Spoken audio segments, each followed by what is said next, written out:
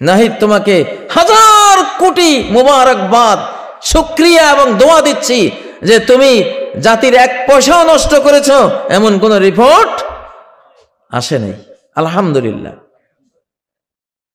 এর আগে দুইজন আলেম দায়িত্ব পালন করে গেছেন, শিল্পমন্ত্রী ছিলেন, আরেকজন সমাজ কল্যাণ মন্ত্রী ছিলেন। কিছু টাকা মন্ত্রণালয়ে বাকি ছিল, সেইটা সরকারি ট্রেজারিতে জমা দিয়ে গেছে। আল্লাহ আল্লাহ, এই এই মানুষগুলি, এদের মতো মানুষকে আগামী নতুন বাংলাদেশ, নতুন পৃথিবী গড়ার কাজে তুমি দায়িত্ব দাও আল্লাহ। আর তাদের এই উত্তম বিনিময় জান্নাতুল ফেরদাউসে তুমি দান করো আল্লাহ। আমার মীর কাসেম আলী ভাই, আজকে এই মানিকগঞ্জে এসেছি। মানিকগঞ্জের মানিক সারা ওয়ার্ল্ডের বিখ্যাত একজন অর্থনীতিবিদ। এই মানুষটা যদি বেঁচে থাকতো আর তারে যদি আজকে অর্থনীতির উপদেষ্টা বানানো হতো, দেশটাকে যে কোথায় সে নিয়ে যেতে পারত। এত সুন্দর ব্রেইন আল্লাহ তারে দিয়েছিলেন, সারা বাংলাদেশে এমন একটা ব্রেইন ছিল না। যারা ফাঁসি দিয়েছে তাদের বিচার তো আমরা করবো ইনশাআল্লাহ, আমরা বিচার করবো ইনশাআল্লাহ, এগুলির বিচার হবে। এখন আপনারা বলতেছেন, মনে মনে অনেকে ভাবতেছেন হুজুর আপনি যেটা বলতেছেন পারবেননি। হ্যাঁ, অনেকের মনে একটু পারা না পারার প্রশ্ন মনের মধ্যে জাগতেছে। ভাই আমি তো পারতাম না, আমরা পারতাম না, পারার একজন আছে না নাই? আছে না নাই? ওয়ামা কানাল্লাহু লিউজিযহু মিন শাই, কোন কিছু আছে আমার আল্লাহকে পরাস্ত করতে পারে? আছে? নাই। উনি পারেন, উনি করে দেবেন ইনশাআল্লাহ, উনি করে দেবেন। আমাদের কাজ কি? আমরা গোলাম, ও আমাদের আল্লাহ আপনি মালিক, আপনি যেদিকে যাইতে বলবেন আমরা আপনার সাথে আছি, আমরা আপনার সাথে আছি। আমি এখন আমার ওয়াজ কি করতাম, আমি দেখতে পাচ্ছি ভাই খিজির আলাইহিস সালামের আইন বলবৎ হচ্ছে এখন পৃথিবীতে। সামনে পৃথিবীতে হযরত খিজির আলাইহিস সালাম যে 3টা ঘটনা আছে কোরআনে, এই যুগটাও ওই 3 ঘটনার মতো ঘটনা ঘটার যুগ শুরু হয়ে গেছে। পোলা একটাকে মেরে ফেলছিল নিমনি, নিষ্পাপ শিশু মেরে ফেলছে না? একটা নিষ্পাপ শিশু হত্যা করা কি শরীয়তে বৈধ? বৈধ না। উনি হত্যা করছেন, উনি আল্লাহর কাছ থেকে আদেশ প্রাপ্ত, সংবাদ প্রাপ্ত, ইনফরমেশন প্রাপ্ত। উনি আন্ডারওয়ার্ল্ড ইন্টেলিজেন্ট, উনি ডিপ স্টেট, গোপন যত সংবাদ সব ওনার কাছে আসে। যে পোলাইটা বড় হইয়া বেঈমান হবে, এই শিশুটা বড় হলে কি হবে? বেঈমান হবে। এইটার বেঈমানি এতটুক খতরনাক হবে যে তার মা বাবা ঈমানদার, এর মায়ায় তারাও বেঈমান হয়ে যেতে পারে, হয়ে যাবে। অতএব তারে নাবালক অবস্থায় আমি দুনিয়া থেকে বিদায় করে দিছি, সে জান্নাতে যাজ্ঞা। নাবালক অবস্থা তো তারে জান্নাতে পাঠাই দিলাম, তার মা বাবা জাহান্নাম থেকে বেঁচে গেল, বেঈমান হওয়া থেকে বেঁচে গেল। ঠিক না? কেন এই ঘটনাটা আল্লাহ শুনাইলেন আমাদেরকে? কারণটা কি? কোরআনের কোনো ঘটনা শুধু ঘটনা হিসেবে আল্লাহ বলেন না, এটার একটা কারণ থাকে। কি বুঝাইলেন আল্লাহ? যে আল্লাহ যদি দেখেন যে ঈমানদার সুযোগ পাইছে ঈমানের চর্চার, কোরআন সংবিধান করার সুযোগ পাইছে, আল্লাহ যদি এইবার দেখেন যে এই লোক তার দলের মায়া, তার নেতার মায়ায় সে কোরআনকে ভোট দেবে না, সে কথাবার্তা বলতেছে, সলা পরামর্শ করতেছে, সে এইবারও কোরআনকে ভোট দেবে না, মনে রাখবেন ওই ফলার পরিণতি হবে। এই যুগে যারা নতুন ইসলামিক পৃথিবী গড়ার জন্য বাধা দেবেন, বাধা হবেন নিজে, তার কারণে জাতি বিভ্রান্ত হতে পারে, আল্লাহ ওদেরকে দুনিয়াতে রাখবে না, এখন আর দুনিয়াতে রাখবে না। ওই যে কারণে নিষ্পাপ ছেলেটারে রাখে নাই, শুধু দুইটা মানুষকে বেঈমান বানাবে, মা বাবা। তাহলে গোটা জাতিরে আপনি বেঈমান বানাবেন, গোটা জাতিকে জাহান্নামে নিয়ে যাবেন, আল্লাহ রাখবে আপনাকে? আগে রাখছে, 2023-এ রাখছে আল্লাহ, তখন নতুন শতাব্দী শুরু হয় নাই। 2024 পরবর্তী পৃথিবী নতুন, এই শতাব্দীটা নতুন, আগের কিচ্ছু নাই, আগের কিছুই চলবে না, আগের কোনো কিছুই চলবে না। এই বাংলাদেশে দেখবেন আগামী দিনগুলিতে ওই যে সংবিধান 72-72-এর সংবিধান কিচ্ছু থাকবে না, ধূলিসাৎ হয়ে যাবে সব। নতুনটা আসবে, এবং নতুনটা আসবে আল্লাহর উপর আস্থা রেখে সংবিধান রচিত হবে ইনশাআল্লাহ। কোরআনের উপরে ভিত্তি করে সংবিধান রচিত হবে। সামনে বড় বড় গজব আসতেছে, 10টা বড় অলৌকিক বিপর্যয় আসতেছে, কিয়ামতের 10 আলামত চলে আসবে সামনে, এক একটা থেকে এক একটা বড়। এগুলি যখন শুরু হয়ে যাবে তখন এমনি রব্বানা কাশিফ আন্নাল আযাব ইন্না মুমিনুন, ও আল্লাহ আযাবটা তুলে নাও, আমরা সবাই ঈমান আনবো। খ্রিস্টানরা বলবে, ইহুদিরা বলবে, হিন্দুরা বলবে, সবাই বলবে। সামনে ওই সময়টা আসতেছে, সামনে ওই সময়টা আসতেছে। মানসিক প্রস্তুতি নেন, মনকে বলেন, মন এতদিন অনেক ভুল করেছ, এবার আর আমরা ভুল করব না। প্রত্যেক মুসলমানের উপরে কোরআন পড়া, বুঝা, মানা, আমল করা ফরজ না নফল? সামনে কিসের মাস? শাহরু রমাদান আল্লাযী উনজিলা ফীহিল কুরআন, রমজান মাস, ওই মাস যেই মাসে আল্লাহ বলেন না যেই মাসে রোজা ফরজ হয়েছে, এটা বলেন নাই, রোজার নামে নেই। শাহরু রমাদান আল্লাযী ফুরিদা ফীহিস সিয়াম, এটা বলছেন। কারণটা কি? কারণ হলো আপনি রোজা কেন রাখবেন? কেন রাখবেন? আপনি রাখবেন কোরআন পড়ে, কোরআন বুঝে, কোরআনের পথে চলে মুত্তাকি হওয়ার জন্য। লাআল্লাকুম তাত্তাকুন হুদাল লিল মুত্তাকিন, কোরআন হেদায়েত করে কাদেরকে? মুত্তাকিদেরকে। আপনি মুত্তাকি হবেন, তাহলে মুত্তাকির সম্পর্ক কোরআনের সাথে। কিসের সাথে? কোরআনের সাথে। রোজা রাখলে পেটটা খালি হয়, কি হয়? পেটটা খালি হয়। পেট খালি হলে ব্রেইন তেজ হয়, শার্প হয়, বুঝ বাড়ে। পেট মোটা হইলে বুঝ কমে যায়, বুদ্ধি কমে যায়। পেট মোটা বুদ্ধি ভোঁতা, স্লোগান, পেট মোটা বুদ্ধি ভোঁতা।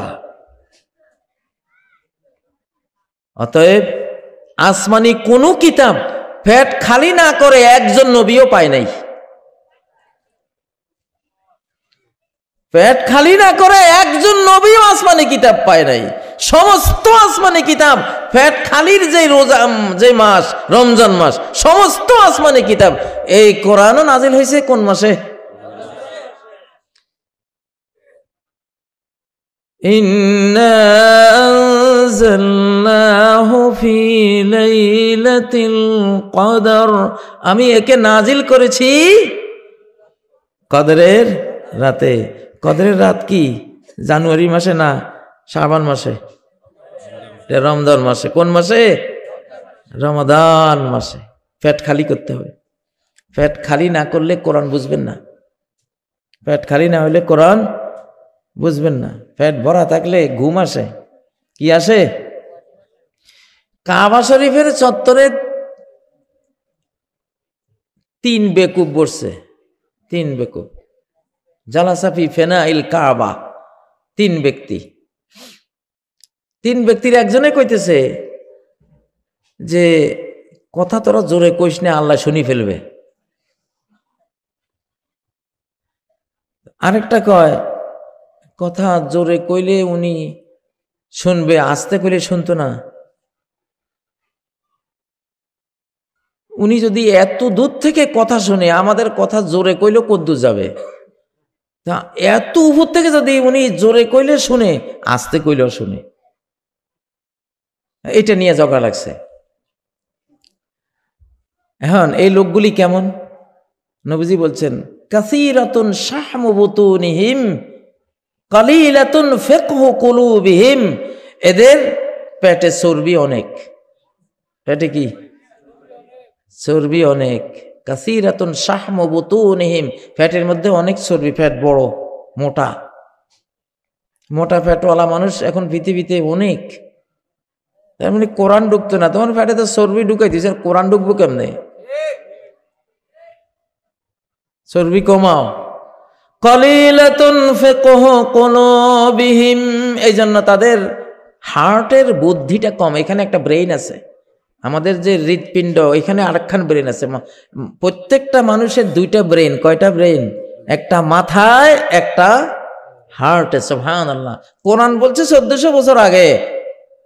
কোরআন বলছে কি 1400 বছর আগে। মা কাযাবাল ফুআদু মা রাআ, মা কাযাবাল ফুআদ। এই ফুআদ মানে হলো হার্টের ব্রেইন। নবীজি যে মেরাজে গেছেন, যা উনি দেখেছেন, তার হার্টের যেই বিবেক, ব্রেইনটা, এইটা কোনো ঘটনাকে মিথ্যা মনে করে নাই, প্রত্যেকটাকে সত্য মনে করেছে। মা কাযাবাল ফুআদু মা রাআ। বর্তমান বিজ্ঞানীরা বের করছে যে এখানে একটা ব্রেইন আছে 40,000 কোষ বিশিষ্ট, এক একটা কোষ মাথার ব্রেইনের 5,000 কোষের সমান, এত পাওয়ারফুল। এইটা থেকে জ্ঞান যায় এইখানে। সুবহানাল্লাহ। এটা হলো এইখানে। তো এখন পেটে চর্বি বাড়লে মানুষের অন্তরের যে ব্রেইনটা, এটা ভোঁতা হয়ে যায়। কি হয়ে যায়? ভোঁতা হয়ে যায়। এই জন্য রমজান আসলে আসে পেট খালি করে কোরআন পড়ার জন্য। এখন রোজাদার যদি কোরআনে না পড়ে, কোরআনে চর্চা না বুঝে, অন্তত রমাদানে পুরা কোরআন অর্থ সহ একবার যদি রিভাইজ না দেয়, কোরআন যদি সে তেলাওয়াত না করে, কোরআন মুখী যদি না হয়, তো তুমি রোজা রাখলে কি জন্য? তুমি রমজানের রোজাই বুঝো নাই। তাহলে মুসা আলাইহিস সালাম তুর পাহাড়ে গেছেন তাওরাত কিতাব আনতে। আল্লাহ বললেন 30 দিন রোজা রাখতে হবে। 30 দিন রোজা রাখছেন। রোজার পরে মেসওয়াক করে ফেলছেন। তখন মেসওয়াক করা রোজাদারের জন্য বৈধ ছিল না। মেসওয়াক করে ফেলছেন। আল্লাহ বললেন আরো 10 দিন রোজা রাখতে হবে। 40 দিন রোজা রাখিয়ে, না খাইয়ে, পেট খালি করে মুসা আলাইহিস সালামের 40 দিন অনাহারে রেখে তাওরাত কিতাব দিয়েছেন। আসল কথা হলো এটা যে রমজান আসে পেট খালি করায় কি জন্য? কোরআন ডাউনলোড করবেন অন্তরের মধ্যে। কারণ রমজান ছাড়া এই হার্টটা ভোঁতা থাকে, দুর্বল থাকে, খান বেশি, খাইতে খাইতে খাইতে খাইতে পেট একেবারে মানে কি আর বলবো, বস্তা আপনারা ভরাইয়া আরো ঠাসায় ঠাসায় এটারে ভরেন, ঠিক না? এই জন্য কোরআন বুঝে আসে না। যার পেট যত ফাঁকা থাকে সে কোরআন তত বেশি বুঝে। এইবার আমি ওয়াদা করাচ্ছি, ইনশাআল্লাহ কোরআন পড়বেন কারা কারা রমজান মাসে? বুঝি শুনি হাত তোলেন কিন্তু। হ্যাঁ, ইনশাআল্লাহ। আল্লাহ তৌফিক দিবেন, ইনশাআল্লাহ। আল্লাহ তৌফিক দিবেন, আল্লাহ তৌফিক দিবেন, ইনশাআল্লাহ। আসিয়ামু ওয়াল কুরআনু ইয়াশফান। সিয়াম আর কোরআন একসাথে। সিয়াম আর কোরআন দুই বন্ধু। সিয়াম আর কোরআন কি? দুই বন্ধু। কিয়ামতের দিন সিয়াম বলবে, এ রব, আয় রব্বে মানাতুহু আত-তাআম বিন-নাহার, তারে আমি দিনের বেলায় খাবার থেকে বিরত রেখেছি। ফাশাফাইনি ফিহি, তার ব্যাপারে আমার সুপারিশ কবুল করো, আমি তারে আজকে জান্নাতে নিতে চাই। আল্লাহ বলবেন, হ্যাঁ ঠিক আছে, তোমার সুপারিশ কবুল। কোরআন বলবে আয় রব্বি মানাতুহুন্না ওয়া বিল্লাইল, আমি রাত্রে তাকে ঘুমাইতে দেই নাই, তুমি আল্লাহ তার ব্যাপারে আমার শাফাত কবুল করো। আল্লাহ বলবেন হে কোরআন ঠিক আছে, তোমার শাফাত কবুল হলো। তখন সিয়ামে আর কোরআনে মিলিয়ে আপনাকে জান্নাতে নিয়ে যাবে। ও ভাইয়েরা, বাংলাদেশের মানুষ এইবার আর ভুল করেন না। ঈমানদার হওয়ার জন্য শয়তানের শত্রু হওয়া আগে ফরজ। শয়তানের শত্রু হওয়া আগে ফরজ। ঈমানদার হওয়ার জন্য মূর্তি পূজারীর সাথে দুশ্মনী করা, মূর্তি পূজার সাথে দুশ্মনী করা, মূর্তি পূজাকে ঘৃণা করা আগে ফরজ।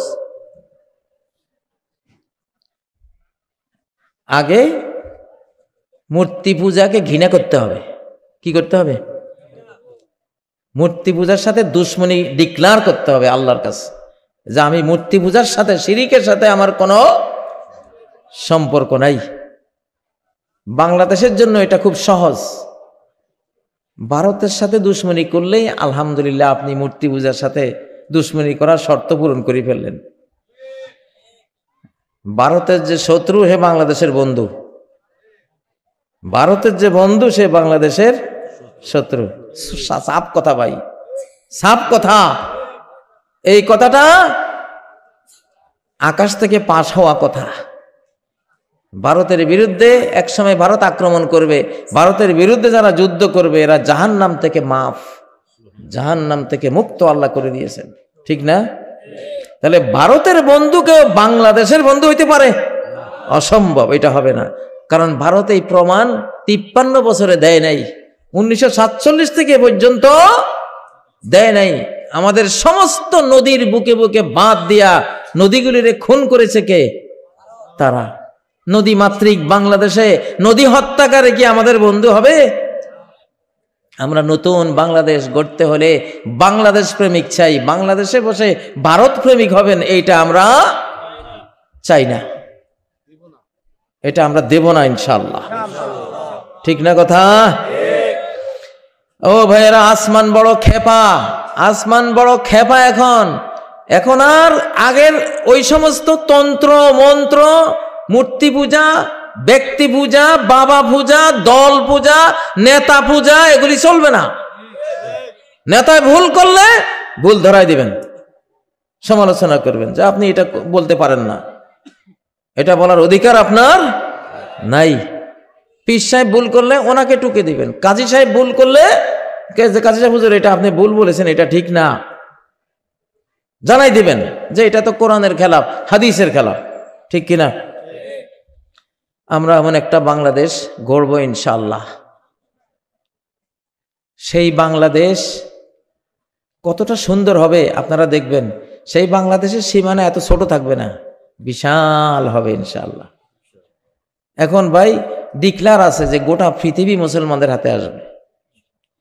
আমি কালকে একটা হাদিস বলছিলাম, উমিরতু বিকারিয়াতিন তাকুলুল কুরা। নবীজি বলছেন আল্লাহ আমাকে এমন এক গ্রামে যেতে বলেছেন, জনপদে যেতে বলেছেন, যেই গ্রাম পৃথিবীর সমস্ত গ্রাম খেয়ে ফেলবে, অর্থাৎ মদিনা। আমাকে মদিনায় যাইতে বলছে। ইয়াকুলুনা ইয়াসরিব ওয়াহিয়াল মদিনা। মানুষের এটাকে ইয়াসরিব বলে, অথচ এটার নাম মদিনা। মদিনায় যেতে বলছে, মদিনায় গোটা পৃথিবী খাবে। তখন অর্ধ পৃথিবী খেয়েছে মদিনায়। এই মদিনায় খাইছে মানে কি, অর্ধ পৃথিবী মদিনার দখলে আসছে, আসছে না? অর্ধ পৃথিবী জুড়ে যত রিজিক ছিল, তাইয়্যিব হালাল রিজিক গুলি ছিল, মদিনায় আসছে। অর্ধ পৃথিবীর মালে গনিমত মদিনায় আসছে, মদিনাবাসী খেয়েছে, মুসলমানরা খেয়েছে। আল্লাহ মালিক তিনি দিয়েছেন, খাবার পারমিশন দিয়েছেন। এখন বাদ বাকি পৃথিবী খাওয়ার সময়। তো মদিনায় যে গোটা পৃথিবী এখন খাবে, বাংলাদেশের ভাগেও পড়ছে আলহামদুলিল্লাহ। বাংলাদেশ মদিনার আদর্শের একটা দেশ হবে যদি হয়, তাহলে এই দিক দিয়ে লক্ষ লক্ষ বর্গ কিলোমিটার আল্লাহ বাংলাদেশকে দিবেন ইনশাআল্লাহ। সুসংবাদ দিয়ে গেলাম, সুসংবাদ দিয়ে গেলাম ইনশাআল্লাহ। আপনারা আলেমদের সাথে থাকবেন। ওলামা জনতা একতা চাই, ওলামা জনতা একতা চাই।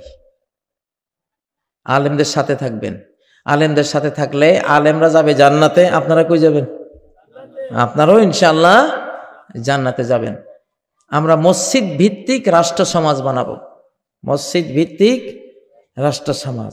মসজিদ হবে আমাদের পার্লামেন্ট, মসজিদ হবে আমাদের ইউনিয়নের মূল অফিস। মসজিদ এমন এক জায়গা, ঢুকতেই ডান পা দিয়ে ঢুকতে হবে।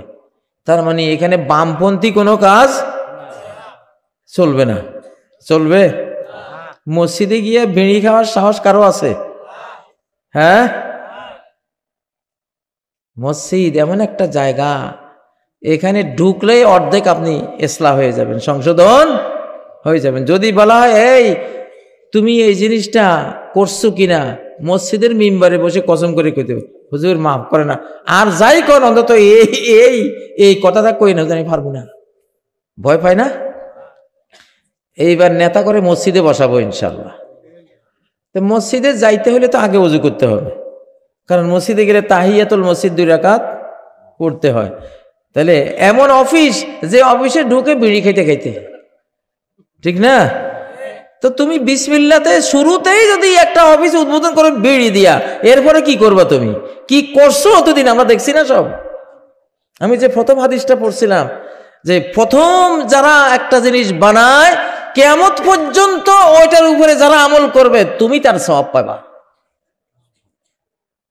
নতুন পৃথিবী যদি আমরা গড়তে পারি, নতুন বাংলাদেশ যদি আমরা গড়ে দেই, যতদিন এই বাংলাদেশ থাকবে, যত ভালো কাজ হবে, কোরআনের যত আইন বাস্তবায়ন হবে, সবগুলি সব আমাদের আমলনামায় যাবে। কারণ আমরা নতুন বাংলাদেশের ফাউন্ডার হব ইনশাআল্লাহ। আমরা হয়েছি আলহামদুলিল্লাহ। এই আন্দোলনে আপনারা সবাই শরিক ছিলেন। নতুন বাংলাদেশ গড়ার কাজে আপনারা শরিক ছিলেন। আল্লাহু আকবার। হযরত খালিদ বিন ওয়ালিদ রাদিয়াল্লাহু তাআলা ইসলাম কবুল করেন। একদিন আব্দুর রহমান ইবনে আওফের সাথে ওনার একটা ঝগড়া হয়ে গেল। নবীজি শুনলেন। আব্দুর রহমান ইসলামের প্রথম একবারে ফাউন্ডার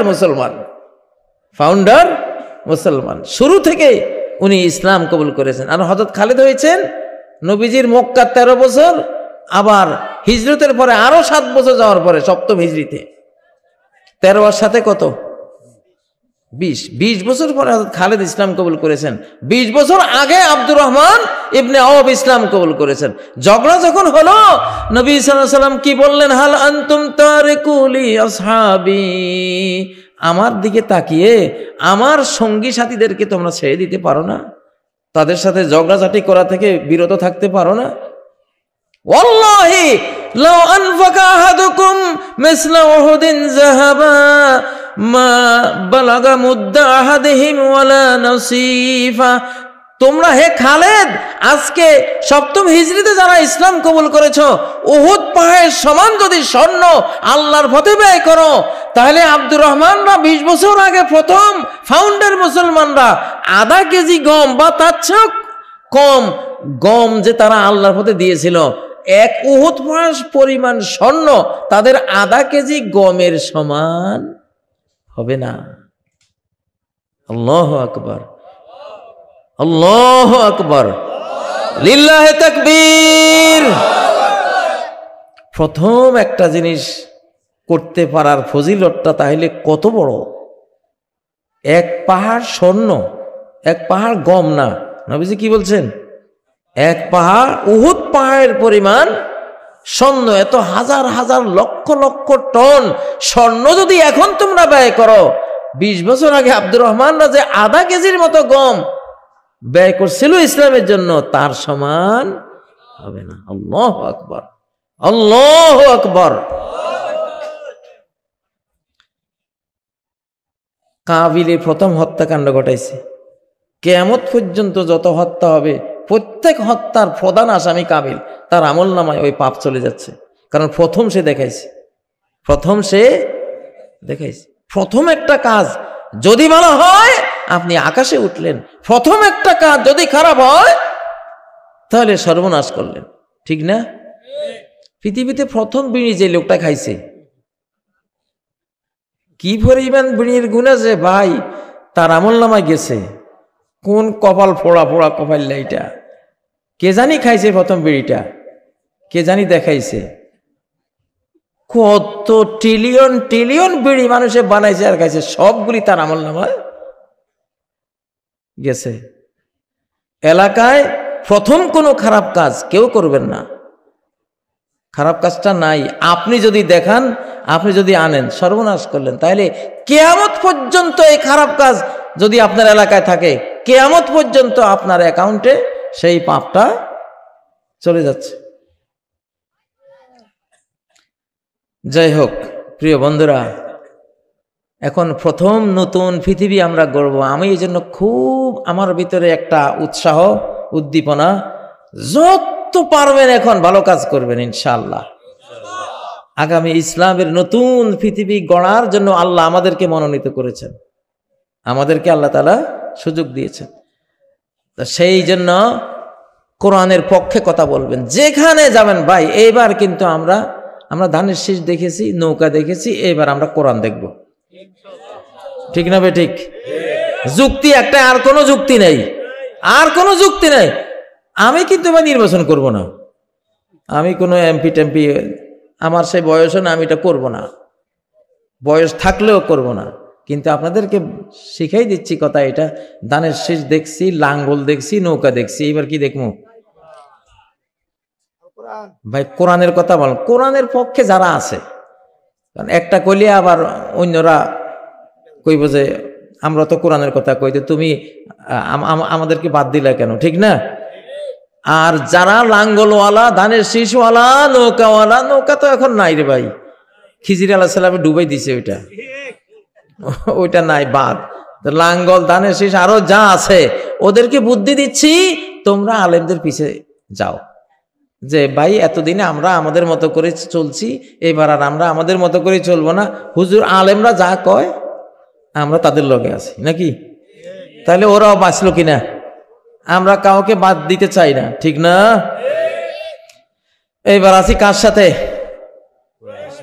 কোরআনের সাথে আছি ইনশাআল্লাহ। হয়তো বলবেন হুজুর রাজনীতি করে গেলেন। হ্যাঁ, রাজনীতি করার তো ডিক্লারে দিয়েছি জেলখানায় থাকতে, জেল থেকে বাইর হইলে রাজনীতি করব, প্রত্যেকটা মাহফিলে রাজনীতি করব। এতদিন আমরা মাহফিলে বক্তৃতা করছি, ওয়াজ করছি, আর নাস্তিকগুলি ঢাকার মন্ত্রণালয় দখল করে পরে আমাকে ফাঁসি ঝোলাইছিস, এই জন্য আর ওই সুযোগ নাই। এখন আমরা মাহফিলও দখল করব, মন্ত্রণালয়ও দখল করবো ইনশাআল্লাহ। তুমি পারলে সরাইও, তুমি পারলে আমাদেরকে বাধা দিও, দেখি কে পারে, পারবা না কেউ ইনশাআল্লাহ। আজকে কথা লম্বা করব না, যেহেতু আসলে আমি এখন মাহফিলে খুব একটা যাওয়া বাদ দিছি। কেন বাদ দিছি? যে গঠনমূলক কাজ করব। সারা বাংলাদেশের প্রত্যেকটা মসজিদ নবীজির পার্লামেন্ট হবে ইনশাআল্লাহ। মসজিদ ভিত্তিক রাষ্ট্র, মসজিদ ভিত্তিক সমাজ, রাষ্ট্র আমরা বানাবো। তাহলে মসজিদে বসে অন্তত এই নামাজি একজন মানুষ সে ঘুষ দাবি করবে না, ঘুষ খাবে না। মসজিদে গেলে একজন বাদে বিবাদীরও মনে চাইবে যে না, যেটা সত্য, যেটা হক, ভাই আল্লাহর ঘরে আসি, এটা হকটা আমরা চাই। আমি ঠকলে ঠকছি, আমার বিরুদ্ধে বিচার গেল সমস্যা নাই, আপনি সত্য বিচারটা করেন, ন্যায় বিচারটা করেন। এক ঘুমন্ত সুপার পাওয়ার হলো আমাদের মসজিদ। আমাদের 5 লক্ষ মসজিদ যদি জেগে উঠে একসাথে, মুসল্লিরা যদি সচেতন হয়ে যায়, এই দেশ আর কেউ চোখ রাঙাইতে পারবে না ইনশাআল্লাহ। আমাদের সেনাবাহিনীও যাবে মসজিদে, ইমাম সাহেবের কাছে দোয়া চেয়ে সমাজে সংস্কারের জন্য ভূমিকা নেবে ইনশাআল্লাহ। পুলিশেরও যাবে মসজিদে, ঠিক না?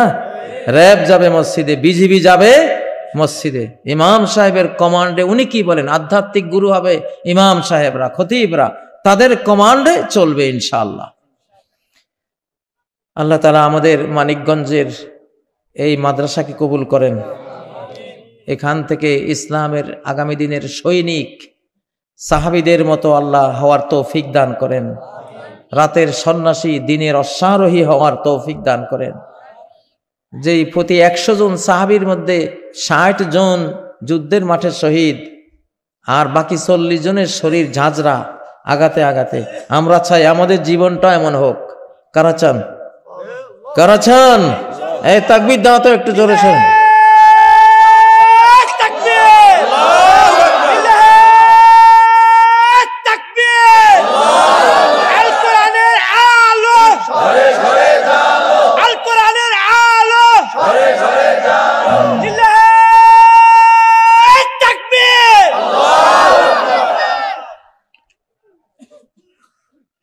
আজকে কথা আর লম্বা করলাম না। আপনারা যারা এখনো বসে আছেন, এখন কয়টা বাজে? 11:30। আলহামদুলিল্লাহ, যেহেতু 2 দিন ব্যাপী মাহফিল, প্রথম দিন একটু কমই বলতে হয়, পরের দিন শেষ দিন যাতে এনার্জি থাকে। আমি সমাপ্ত করছি, একটু দোয়া করে দিচ্ছি। ওস্তাদ আর কিছু বলবেন? আল্লাহুম্মা আমিন। ربنا آتنا في الدنيا حسنة وفي الآخرة حسنة وقنا عذاب النار। আল্লাহ, একটা নতুন পৃথিবী, নতুন বাংলাদেশ গড়ার তামান্না পেশ করেছি আপনার কাছে। সেই নতুন বাংলাদেশ, নতুন পৃথিবী গড়ার তৌফিক দেন আল্লাহ। এমন পৃথিবী গড়ার তৌফিক দেন যেখানে আপনি ছাড়া কাউকে কেউ ডাকবে না, আপনি ছাড়া কাউকে কেউ সেজদা দেবে না, আপনি ছাড়া কারো আইন কেউ মানবে না। হৃদয়ের সকল ভয় ভীতি আপনার কাছে অর্পণ করবে যারা, সেই নতুন পৃথিবী আমরা চাই। হৃদয়ের সবটুকু আশা প্রত্যাশা আপনাকে জানাবে, সেরকম